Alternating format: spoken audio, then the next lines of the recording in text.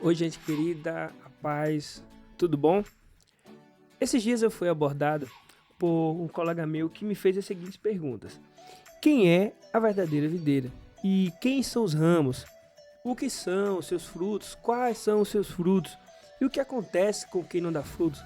Foi assim, uma chuva, uma pilha de perguntas, não dava nem tempo de completar a resposta, porque no meio da resposta já vinha outra pergunta. E aquilo me chamou muita atenção, foi uma conversa que a gente desenvolveu muito legal. E eu pensei, olha, talvez outras pessoas possam ter essa mesma dúvida. Sempre a gente escuta falar que Jesus é a videira, ele é a água, ele é o caminho, ele é o pão, mas às vezes temos dificuldade de organizar todas essas ideias para de fato entendermos quem é Jesus, o que ele promove para a nossa vida, quem somos nós, qual o nosso papel em relação à videira, qual o nosso papel em relação a frutificar, quais são, o que são. Então é muito legal quando a gente consegue ter a oportunidade de parar, abrir a Bíblia e observar o que é que a Bíblia fala sobre esses pontos. Então eu anotei algumas coisas para a gente estar conversando e eu quero começar com vocês em João capítulo 15, que fala o seguinte, isso aqui é Jesus falando, tá? Eu sou a videira verdadeira. Então a gente já aprendeu que a videira é Jesus. E meu pai é o agricultor, ou seja, Jesus é a videira e Deus é aquele quem colhe, certo? Planta e colhe. Todo ramo que estando em mim, ou seja, todo ramo que está na videira, tá? Não dá fruto, ele corta. Ou seja, Jesus sendo a videira, tendo algum ramo que sai dessa videira que não frutifica, então o agricultor, que é o Pai, que é Deus, corta, tá? E todo que dá fruto, ele poda para que dê mais fruto ainda. Quem tem a vivência de ter uma horta, ou quem tem alguma árvore que dê fruto em casa, sabe que quando tem algum galho que está com alguma dificuldade de frutificar, o que é que faz lá? Não corta, poda esse galho para que ele venha a frutificar mais ainda. É isso que o versículo 2 está falando. Quem dá fruto é feito uma limpeza, tá? É purificado, tira folhas velhas, algum pedacinho no galho ali que não está sendo legal, para que venha frutificar mais ainda, tá? E ter folhas novas, tudo isso. No versículo 3 fala o seguinte, ó: vocês já estão limpos pela palavra que tenho falado. Ou seja, como a gente acabou de falar no versículo 2, o agricultor, que é Deus, foi lá, pegou aquele galho que estava frutificando na videira, que é Jesus, e fez a limpeza, fez a podagem. E essa podagem que fala aqui no versículo 3 é a palavra. Ou seja, através da palavra, o galho que está na videira, ele vai sendo limpo para que ele frutifique ainda mais. Até aí, tudo ok. Seguindo, permaneçam em mim, ou seja, permaneça na videira, e eu permanecerei em vocês, ou seja, um continua ligado ao outro. Nenhum ramo pode dar fruto por si mesmo se não permanecer na videira, ou seja, um ramo que não estiver ligado na videira verdadeira não tem como frutificar, né? Vocês não podem dar fruto se não permanecerem em mim, ou seja, nós não podemos dar fruto se não estivermos ligados em Jesus, que é a verdadeira videira. Eu sou a videira, vocês são os ramos. E aí no versículo 5, o Senhor Jesus acaba desmistificando de vez. A videira sou eu, vocês são ramos. Então a gente já entende que Deus, ele é aquele quem cuida da videira. A videira é Jesus e nós somos os ramos, os galhos dessa videira.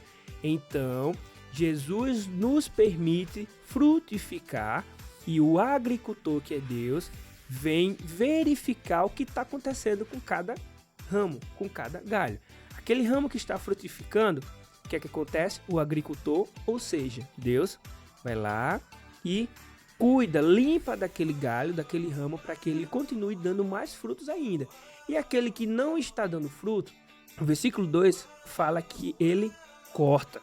E aí ele continua o seguinte: se alguém permanecer em mim e eu nele, ligados, né? Esse dará muito fruto, pois sem mim vocês não podem fazer coisa alguma. Mais uma vez, mostra a importância de estar ligado em Jesus e que ele é aquele que vai fazer que o fruto seja gerado em nós como ramo.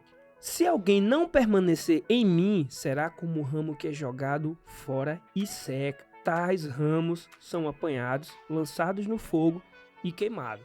Isso aqui é um apontamento de vida eterna. Aquele que se afasta de Jesus, que está longe de Cristo, automaticamente, como um galho que é cortado de uma árvore, ele deixa de receber nutrientes, ele deixa de ser um galho frutífero, um galho verde. Esse galho não tem mais folhas, começa a secar, vai apodrecendo, e quando a gente está fazendo toda aquela limpeza embaixo de uma árvore, todo aquele galho que está caído, que não tem mais nenhuma utilidade, que não está enxertado na árvore, o que é que a gente faz? Junta, coloca fogo. E é isso que Jesus está apontando. Aquele que estiver fora de mim, aquele galho que estiver fora de mim, que sou a videira, esse galho vai ser apanhado, vai ser lançado no fogo. Esse fogo é um fogo eterno. E em um determinado ponto, nós somos comparados como árvores. Quem chegou a fazer essa comparação? Jeremias. Em Jeremias 17 vai dizer o seguinte. No versículo 7 fala que bendito é o homem cuja confiança está totalmente depositada em Deus. Vamos lembrar que lá em João, Deus é o agricultor que tanto limpa o galho para que frutifique ainda mais, como que lança fora aquele galho que não está frutificando, tá? Cuja sua fé está no Senhor. Ele será como uma árvore plantada junto às boas águas e que estende as suas raízes para o ribeiro. Uma árvore que não se afligirá quando chegar o calor, porque as suas folhas estão sempre viçosas, sempre estão sendo irrigadas. Não sofre de ansiedade durante o ano, nem da seca, nem deixará de dar seu fruto. Mas a gente pode pensar, olha, eu entendi que quando a gente estava falando da videira, Jesus era a videira, Deus era o agricultor e nós, né, somos os galhos, somos os ramos. Mas agora já estamos sendo comparados como árvores e que é regado. Como assim? Quem que vai nos regar já que Jesus é a árvore? Nessa comparação aqui, para a gente entender qual é a água que vai estar nos regando, a gente precisa ir lá para João capítulo 4. No versículo 9 é o texto que fala do diálogo de Jesus com a mulher samaritana. É um texto muito lindo, por sinal. E aí vamos entender quem é essa água. A mulher respondeu, o Senhor é judeu e eu sou samaritana. Então como é que o Senhor me pede água?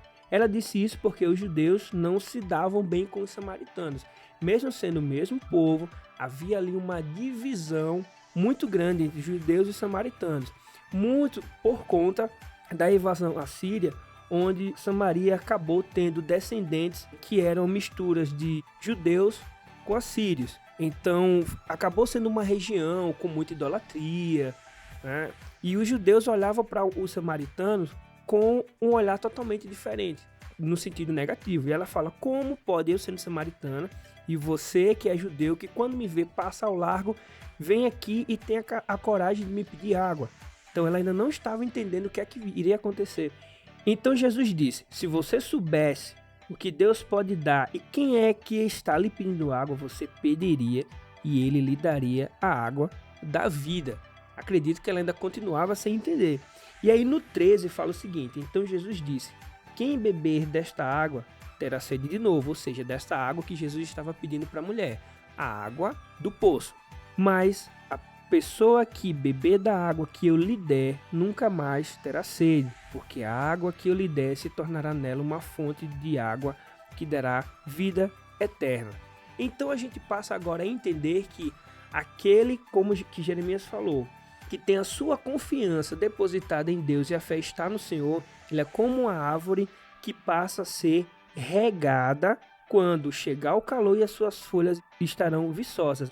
As suas raízes estarão sendo regadas por águas. E quem é a água que vai nos regar como árvores? Jesus. Então ele é a água que mata a nossa sede. É a água de uma fonte que nunca cessa. Então essa água irá regar as nossas raízes para que quando vier a ansiedade, para quando vier o calor, nós possamos ter folhagem e possamos continuar frutificando. Legal, né? E agora vem a outra pergunta. Mas quais são esses frutos? O que é o fruto? O que necessariamente é isso que a gente deve produzir? Vamos lá para Gálatas 5, 22 e 23, que diz o seguinte: mas o fruto do Espírito, então a gente já entende que não existe frutos. O Espírito só produz um fruto. O fruto do Espírito é amor, alegria, paz, paciência, amabilidade, bondade, fidelidade, mansidão e domínio próprio. Contra essas coisas não há lei. Quando a gente olha para a videira, já estamos enxertados em Cristo. Na comparação com a árvore, nós estamos plantados junto ao ribeiro, junto à água viva, que também é Cristo. Logo, nessa irrigação que recebemos, tá? E na outra comparação da videira enxertada em Cristo, nós recebemos a condição de frutificar. Quem é que vai gerar essa condição de frutificar em nós? O próprio Espírito de Deus. E esse fruto ele vem com características. Não existe vários frutos. Só existe o fruto com 9 características, que são as seguintes: amor, alegria, paz, paciência, amabilidade, bondade, fidelidade, mansidão, domínio próprio.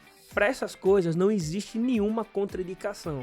Pode gerar à vontade. Então observe que contra essas coisas, a própria palavra fala que não há uma lei que a condene, porque isso são coisas boas. E aí, o fruto do Espírito ele nos permite fazer boas obras. Em Efésios 2, 8 a 10, diz o seguinte: porque pela graça sois salvos, mediante a fé. E isso não vem de vós, é dom de Deus, não de obras, para que ninguém se glorie. Pois somos feituras dele, criados em Cristo Jesus para boas obras, as quais de antemão preparou para que andássemos nela. Então a gente passa a entender que aquele que está enxertado na videira, que é Cristo, ele passa a frutificar. E a gente já entendeu quais são as características desse fruto.